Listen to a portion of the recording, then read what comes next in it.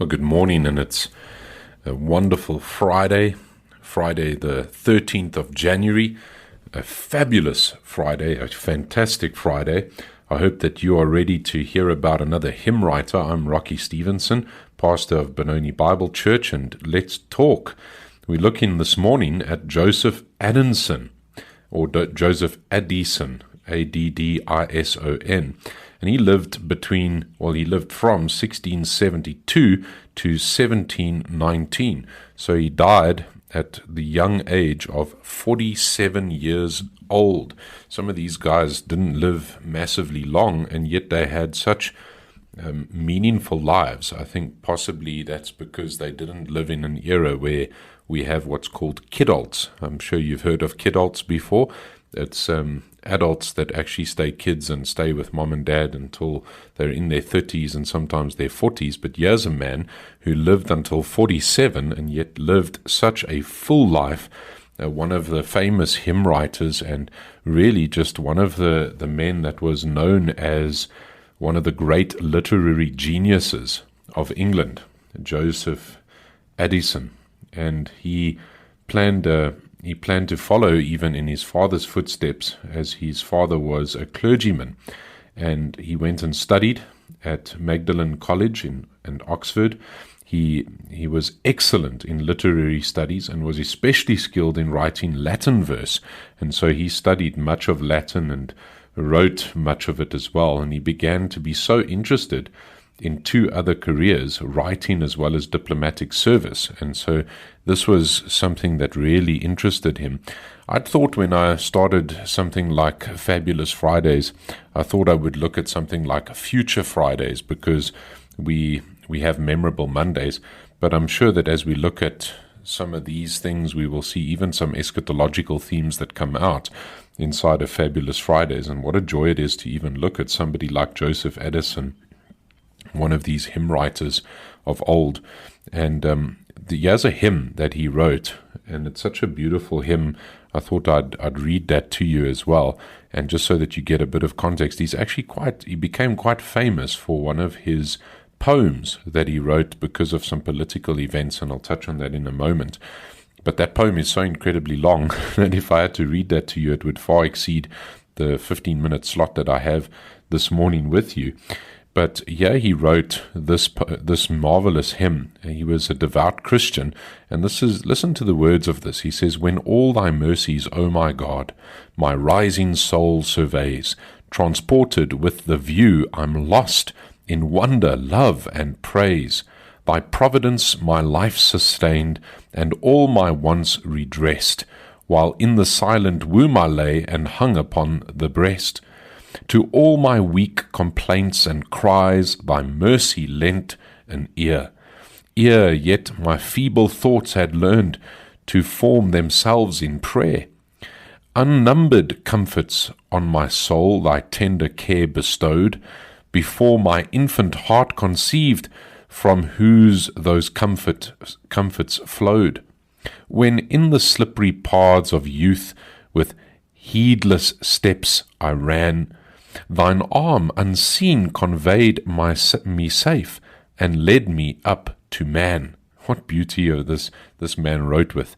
"Through hidden dangers, toils, and deaths, it gently cleared my way, and through the pleasing snares of vice, more to be feared than they. When worn with sickness, oft heart through with health renewed my face, and when in sins and sorrows sunk, revived my soul with grace. 10,000 precious gifts my daily thanks employ, nor is the least a thankful heart that takes those gifts with joy. Through every period of my life thy goodness I'll pursue, and after death in distant worlds the pleasing theme renew. Through all eternity to thee a grateful song I'll raise, but oh, eternity's too short to utter all thy praise. What a fabulous hymn to think on here on Fabulous Friday of Joseph Addison, and indeed, as a devout Christian, he is serving the Lord Jesus now and even worshiping him with the angelic hosts above. What a glory it is to think on the eternal bliss of the soul that has Christ as Lord. In order to gain some knowledge of foreign courts, as well as to get ideas for his writings, Joseph Addison went to Italy on a traveling scholarship in the 1700s. In 1700. And from there he moved to Switzerland, to Vienna and Germany, and finally to the Netherlands, and returned to England upon the death of his father. In 1704, a French and Bavarian army threatened the city of Vienna. Although they were outnumbered, England, as well as its allies, surprised the French, and the French had been quite the force at this time, and they had been undefeated for about 50 years. And Blenheim was where they really surprised the French army.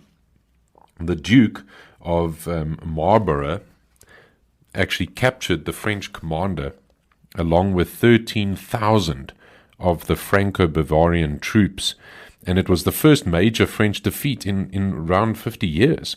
And to celebrate the victory, Joseph Addison wrote the poem, The Campaign. If you want to go and look up his poem, it's called The Campaign, a marvelously lengthy poem, and the poem gained such immediate success.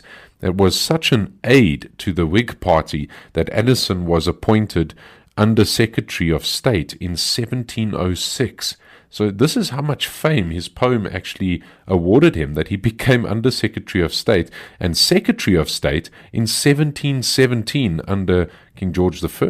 From 1708 until his death, Addison had a seat in Parliament. He became somebody so famous just by his writings that he got a seat in Parliament. There was actually no other individual relying on literary talent alone that had risen to such a high state of affairs. Addison is perhaps best known for his essays, which he wrote a number of essays throughout his life, and they appeared in the Tatler and later in the Spectator, and these famous newspapers in the day of Queen Anna.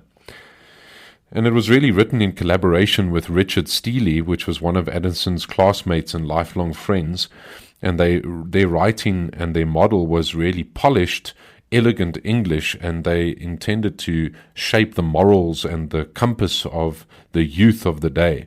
And he desired to really put this out, and he had such a sense of humor and integrity in the way in which he wrote.